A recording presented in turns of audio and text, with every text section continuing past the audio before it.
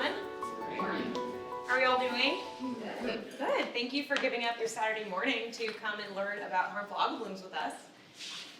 We're really excited about this program, and you know, it can be depressing at times to think about the impacts that these toxins have on dogs. So Jazzy's here for therapy, and I'm going to take you through the science behind harmful algal blooms, how they form, how they impact dogs.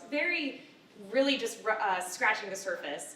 But if you have more detailed questions, then we have a wonderful speaker after me who's going to go into great detail about that. So you may know some of this information, but I'm going to try to get us all on the same page so that we know exactly where we're all at in terms of harmful algal blooms in Erie County. So first off, I'd like to make it understood that this is a global emerging issue. So yes, this happens in Lake Erie. This also happens in every Great Lake. It happens all over the world. But we need to focus on efforts in Erie County, but that doesn't mean that it's not a problem elsewhere. A lot of people think that the harmful algal blooms that we see in Presque Isle Bay and on the lakeshore here are from Ohio, and they think that the current carries the harmful algal blooms down through the lake to Erie. But that's really not true. We have our own problems in Erie County that we need to work on solving, and our own harmful algal blooms that I have lots of photographs of for you to see. So the Lake Erie watershed is very vast, and it's important that we have an understanding of what that watershed looks like, how huge that watershed is, and the fact that that watershed crosses multiple state and country boundaries. So there's no one-fits-all solution for every state. We all have to work together to try to make Lake Erie have less of the things in it that are causing these toxic blooms. And anywhere that a drop of water falls in that watershed, it ultimately ends up going back to the lake. So it's important, if you live inside that watershed, for you to know how you can be impacting the lake right in your own backyard, or the different policies behind why certain policies are written in order to try to change the way that things are going into the lake. So before I get into my presentation, I just want to talk a little bit of science. So I apologize if this is not new information to anyone, but there's a lot of terminology out there that gets really confusing, and it can be very overwhelming, especially to the general public. And as a scientist who talks to the public a lot, I tend to lose people when I tell them that this is actually a bacteria. So I just want to break this down for you guys so that we're all on the same page. So harmful algal bloom is a HAB, H-A-B, and algal and algae are they're the same thing. So you can say harmful algae bloom or harmful algal bloom, just depends on where you're from and how you were taught. Harmful algae is actually blue-green algae, and they get that from the coloration that they form on the surface of the water or under the microscope. And then we get to cyanobacteria. So the prefix cyano means blue-green, so that's how they get that blue-green algae. Now, cyanobacteria, it was originally identified as an algae because they complete photosynthesis. I'm going to go into that in the next slide. But they're actually a bacteria. So they got their original name, blue-green algae, because scientists thought they were an algae, but they're actually a bacteria. So we can really say cyanobacteria, and then these cyanobacteria produce toxins. And those toxins can be called cyanotoxins. So algae versus blue-green algae. Algae is a simple, non-flowering plant that contains chlorophyll. It's not harmful, does not produce any toxins. They don't have true roots, stems, leaves, or any vascular tissue, but blue-green algae is a little bit different. Like I said, it's actually a bacteria, cyanobacteria. It's a phylum of bacteria that can complete photosynthesis. So they obtain their energy like a plant, but they're actually a bacteria. They are the ones that form the harmful algal blooms in this area. And you can see the different pictures here. On the top, that's Cladophora. It's commonly mistaken for a harmful algal bloom, but that's actually a green algae that just grows on the surface of the water. It's not harmful, just is a bit unsightly and very smelly sometimes.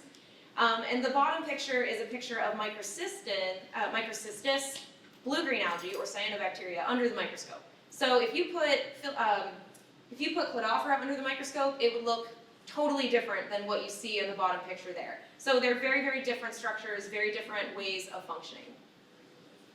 So a harmful algal bloom, to put a definition behind this, this is when colonies of cyanobacteria are growing out of control and they're producing the toxins. So the algae bloom doesn't really become harmful unless those toxins are found to be present or unless we verify that it's definitely a species of blue-green algae that can produce toxins.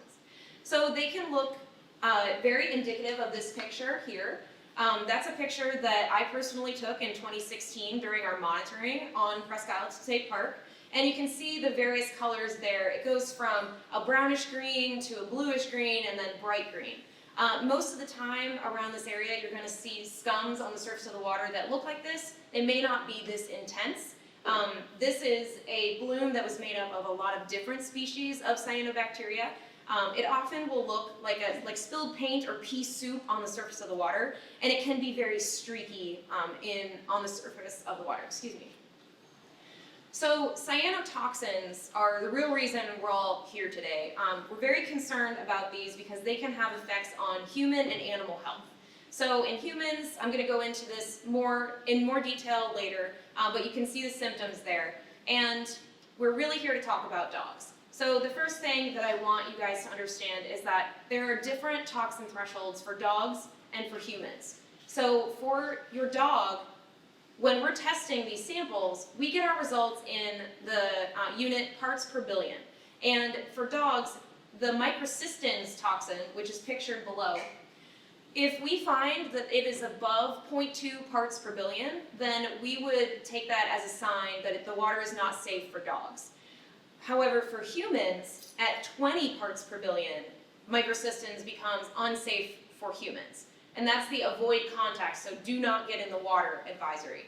So it's just very, very different in the way that we're exposing ourselves to toxins versus our dogs. They're more prone to eating it, they're more prone to drinking the water than we are. The other tricky thing is that the toxins can be present when the bacteria is not. So if the bacteria has bloomed recently, like we had a beautiful sunny day yesterday, and then if today was cloudy and overcast, those cyanobacteria may actually decide to sink down to the bottom of the lake, and then the toxins will be left in the water, but there's no visual indicator that the water could be harmful. So that's why when we post advisories, we leave them there for an entire week, because these areas can remain toxic regardless of whether or not the scums are visible. So this is to illustrate to you that many different types of cyanobacteria can produce multiple different types of toxin. In particular, we are concerned about Anabaena, which has now been renamed Dolichospermum. So you'll see Dolichospermum throughout the rest of the presentation, as well as Microcystis. So if you follow along these lines with me, Anabaena can produce a dermatoxin, as well as a hepatotoxin, which is that microcystin that I mentioned, and two different neurotoxins, which are anatoxin and saxitoxin. And then Microcystis cyanobacteria can produce a dermatoxin and then that microcystin hepatotoxin. We test for 4 of these different toxins: cylindrospermopsin, microcystin, anatoxin, and saxitoxin. We primarily see increased levels of microcystin in this area. So we test for that once a week from the end of May until the end of October. For anatoxin, that one is a neurotoxin, so we're really, really concerned about that. We don't see it as prevalent in the water as we do microcystin, so we test for that every other week. But we do ramp up that testing as necessary because we're trying to determine if that toxin is more prone to being here. That toxin in particular is known as the dog killer. A lot of the reports that you've heard coming out of different states where dogs have died is most likely due to anatoxin. And then for saxitoxin and cylindrospermopsin, we test for them once a month. We have found saxitoxin in this area, but never at elevated levels needing advisory. Cylindrospermopsin we've never found, but we're screening for it just to be safe. So this is what you can look for. I'm going to just kind of talk you through these photos. So in the first photo on the left, it's very streaky, kind of a scum-like streak on the surface of the water. That's indicative, or that's most likely going to form against like a land base, so against like a wall or something like that, like a retaining wall. The next 2 photos they look like regular water. However, if you look up close, and if you actually took a sample there, you'd be able to tell that there was cyanobacteria in that water. So just a little bit of green discoloration can indicate that there is a bloom of cyanobacteria in that area. The last three photos are much more common in what you're going to see out on the park. Very bright green scums throughout the water column or just on the surface. And then this picture here, these floating, almost green cotton balls floating in the water. These are all different ways that these cyanobacteria can present as a bloom. So what causes a bloom to happen? Well, you need calm water. I mentioned earlier that the algae or the bacteria can sink down below the surface. They can actually control their buoyancy. So if the water is really wavy and it's, the wind's picking up, they're not going to expend the energy to come to the surface of the water. They also want sunlight. They want to be able to produce energy to photosynthesize. So on bright sunny days when it's very humid out and the lake is very calm, you'll most likely see a harmful algal bloom, cyanobacteria bloom. The key factor though, the limiting factor, the thing that controls how big these blooms can get is excess nutrients. So you can get nutrients from excessive fertilization of agricultural fields, but also in your own backyard if anyone uses a regular fertilizer company. You can also get them from inadequate sewage treatment and runoff from roads. So that runoff from roads and sidewalks includes pet waste and anything else that can be going into the water that contains the nutrients, that in particular nitrogen and phosphorus. So the problems with this are obviously they don't look great, they decrease tourism because people don't want to get in water that looks like that, but they can also make the water taste bad and have a foul odor. They can also cause drops in dissolved oxygen, which can ultimately lead to fish kills. And the big one is obviously toxin production. And as a reminder, they can produce liver toxins, skin toxins, and nervous system toxins. So different routes of exposure for people and for animals. You can have direct contact, that's through your eyes, mouth, nose, and throat. And any areas for people where you're wearing a bathing suit, and in particular that's important because if you get into the lake and you've been swimming in a cyanobacteria bloom and you get out and you shower off, that's fine, but if you don't remove your bathing suit, the cells of algae or the toxins can actually remain trapped against your skin and can cause a dermatitis issue. So you can also ingest the water or the scum layer itself. This is hopefully more prone for a dog to do than a person. I hope you're all not out there drinking the lake water, but it does happen. So that's another route of exposure. And then aspiration is one that's often overlooked. So this guy's having a great time on a jet ski in the lake. He's jet skiing through some really, really green water though. So as he's jet skiing, water droplets can fly up and go through his nose and mouth into his lungs. Now, there's probably no acute effects from that we know of, but we don't know the long-term chronic effects of that. So if you're an avid jet skier or a water sportsman, then it could be possible that you're getting a chronic exposure over time in your lungs that could lead to other illnesses down the road. For dogs, I just have two important things highlighted here. So they're more likely to directly consume the toxins in the water and eat algal crusts and mats that have washed up on shore. Your dog just wants to go to the water to get a drink. They're not thinking, does the water look bad? Does it taste bad? Does it smell bad? They are going to drink it much more avidly than you guys are if you're out with your dog. And self-grooming is another one that's not always talked about. So after being in water, dogs will come out of the water and they'll try to lick all the stuff off their fur, and they can get a direct dose of the toxin if it's on their fur, or eat the algae itself if it's on their fur. That can go directly to their stomach then, and then they can get a high dose of the toxin that way. So it's important to wash your pet off after you've been swimming in the lake. So signs of hab poisoning. In humans, you'll see rashes, blisters, and hives, and eye and nose irritations if you've been exposed to a dermatoxin. If it's swallowed, it can cause diarrhea, vomiting, abdominal pain, and if it's a neurotoxin, you're looking at more neurological symptoms like numbness of your lips, tingling in your fingers and toes, dizziness, and headaches. For pets, livestock, and wildlife, you're looking at a staggering kind of stance, difficulty breathing, weakness, salivation, vomiting, and convulsions. If a neurotoxin has been consumed, then the convulsions can, that's when you get the convulsions starting to happen. And the convulsions can be very rapid onset. They can have more than one seizure very quickly, and that can sometimes lead to the death of the animal. So how do we stay safe? Well, we can tell you to not go in the water, but that's no fun. Water is here, it's in our backyard, and our dogs love the water, so we can't keep them out of it. We can just take a couple steps to prevent illness. So look for posted advisories. Out in the hallway, I brought in the signs that we post, and I'll bring them back in during lunch so you can all see them. But you can also call any state park or any place that you're going hiking or overnight camping or anything like that, just to ask if they do any monitoring. It never hurts to ask, and maybe if they don't monitor, you've just educated that person into thinking, okay, maybe that's something we should look into. If you do get in the water, when you get out, immediately rinse yourselves off, rinse off your pets. Don't ever drink the water. Try to avoid drinking surface water at all costs.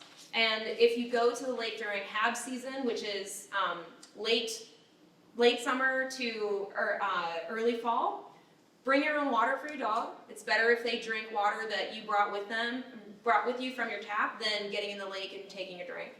And another little tip is don't cook with water that is suspected of having a HAB in it, because if you boil that water to remove any bacteria, yes, you'll kill the bacteria cells, but the toxin will not boil out. The toxin could become stronger. So don't do that. So I'm going to move into how we're dealing with this in Erie County and what the RSC and all of our task force members are doing to protect the area and to keep dogs and people safe. So we're part of a really big group called the HAB Task Force. It's us, the PADEP, Pennsylvania DCNR of Presque Isle, Erie County Department of Health, Pennsylvania Sea Grant, as well as citizen science volunteers. The HAB Task Force posts these signs that I mentioned earlier, and we came together, reviewed a lot of documentation of how other places are doing this, and different toxicological reports as to how dogs are impacted and things like that. And we came up with these 3 ways to issue an advisory. So that would be, the first one is, if you count the cells from a bloom, and it's 4,000 cells per milliliter, then we can safely say, maybe issue an advisory because you have a really high concentration of cyanobacteria in the water. The other way to do that is, essentially, if you see a scum, post a sign, issue an advisory, because if the scum is there, then it is more than likely that the toxins are present. And then the toxin levels themselves are really the key factor in issuing advisories, because that gives us a hard number to say, okay, the toxin levels are above dog threshold or human threshold, so definitely post a sign, you're safe to do that. So these are our monitoring locations around the bay, and I'm just gonna kind of flip through these because just essentially I want you to see how extensive this monitoring program has become in the last few years, and see that we are monitoring primary access points along the whole Lake Erie shoreline, as well as surrounding all of those locations around Presque Isle Bay and the beaches where people can actively get in the water, put a kayak in, let their dog swim, places like that. We also go out to East Erie, to Lake Cliff Boat Launch, Shades Beach, and Freeport Beach. So if you live near one of those places, check for our signs before you get in the water, as well as Elk Creek, Walnut Creek, and Avonia Beach. So check for our signs if you go to any of those locations to recreate. We do something called rapid response analysis, and I just kind of gave it that name because it sounds very professional, but essentially what it is DCNR, lifeguards, and interns that are working on the park all the time can call us at any time and let us know that they've seen a harmful algal bloom. So if that happens, then we go out and observe the area, take a sample, and then determine what recommendations we can give them to whether or not they should post a sign or issue an advisory or anything like that. And this kind of started happening In 2016-ish, we started getting these calls of harmful algal blooms occurring. It's always around the 4th of July, every single year. Last year, in particular, we were called out to Beach 10, shown here on that day, on July 3rd. And all of that green water, you can distinctly see the coloration change out there. This harmful algal bloom was throughout the entire swimming zone on Beach 10. So we went out, we took a sample. We also had to go out on July 4th because the sample was still there. That is our field technician, Sean, taking a sample in the hab. He's wearing gloves. And we had to, unfortunately, recommend to DCNR to remove those people from the beach. They were not happy, but it was for their own safety because we did identify that the bacteria in the water could produce toxins. Which brings me to how we make these determinations. So the first thing that we would do is look at the landscape, see what it looks like. That top photo there is a landscape photo submitted to DEP of what the person taking the photo thought was a harmful algal bloom. After looking at it up close, using the stick test or the finger test, they actually determined that it was all duckweed. So they look very similar, but duckweed and watermeal are common misconceptions for what harmful algal blooms look like from afar. So it's always better to send in a landscape photo, but also an up-close photo of what that actually looks like, really, really up close. If it's a harmful algal bloom, it will look more like this, very planktonic, almost as if you took paint and sprayed it on your glove. And I do want to let you know to never do this barehanded. If it's a suspected hab, definitely wear a glove. These people are doing it wrong in this photo. So if we find from our stick test that it looks planktonic, we'll bring it back to the lab and do a couple tests. The first test is a float test, and it's super simple. We take the water sample, pour it into a clear receptacle, wait for 15 to 30 minutes to see if there's a scum formation on the top. So I mentioned that they can control their buoyancy. Well, they want to be at the surface so they can photosynthesize. So in the lab, if we see this formation on the surface of our sample, then we can determine that yes, we have some type of cyanobacteria. At that point, we would take a small portion of that top layer and put it under the microscope to identify what type of cyanobacteria we have. This is a photo that I took from a microscope analysis that I did just this past week from Marina Lake on the park, and we identified 3 different types of cyanobacteria that were in that sample. So you can see there the arrows pointing to Dolichospermum, Microcystis, and Oscillatoria. So we were able to determine that all 3 of those different types of cyanobacteria are capable of producing toxins. We don't identify down to species, and the only real difference is that if you have Dolichospermum and then whatever species it is, then some species do not produce the toxins, but some do. Now, identifying down to species is very difficult. It takes a lot of time and effort. We do a quick and dirty look under the microscope to see if it's capable of producing toxins, and then err on the side of caution. So if we've determined that we have a potential toxin producer, we do an ELISA test. This is the same thing that we do once a week, or depending on the toxin, every other week or once a month, for our regular monitoring sites that I showed you before. So the ELISA testing, ELISA is just a chemical test. ELISA is an acronym that stands for Enzyme-Linked Immunosorbent Assay. And if you're a veterinarian or vet tech, you probably are familiar with an ELISA test. You can do ELISA tests for a lot of different things. In humans, you can use it for Lyme disease, for example. But for our purposes, we can use these testing kits to test directly for the toxins in the water samples that we take. And these are the thresholds that we use to recommend advisory issuing. So there's that 0.2 parts per billion again for dogs. And for drinking water, it's 0.3 parts per billion for children under 6, so very close to that dog threshold. For children over 6 and adults drinking water, it's 1.6 parts per billion. So I forgot to mention earlier that we also take samples from Erie Waterworks and Northeast Drinking Water Authority. They use us as an early alert system to analyze their samples weekly to make sure that there's nothing going on in their treatment facility. that there's no high amounts of toxin. We've never seen any high amounts of toxin in any of the drinking water that we've tested. But it's important for you to know that there are different thresholds for drinking the water versus playing in the water. And the reason is just because you're going to actively drink the water, you're getting a much higher dose of that toxin if you're drinking a glass of water versus playing and swimming in the lake. So then our recreational use advisory for Presque Isle area and Lake Erie is 6 parts per billion, and that's like DCNR saying, we advise you not to get in the water. And then at 20 parts per billion, DCNR would say, you're not allowed to get in the water. This is closed off. So if you want to take a picture of this slide, there's a lot of words on it, but I highly recommend it. This is where you can find the results of that information. So on our website, as well as the Erie County Department of Health website, you'll see this map, which was developed by Erie County. And this map is updated every single week after we do our testing and analysis.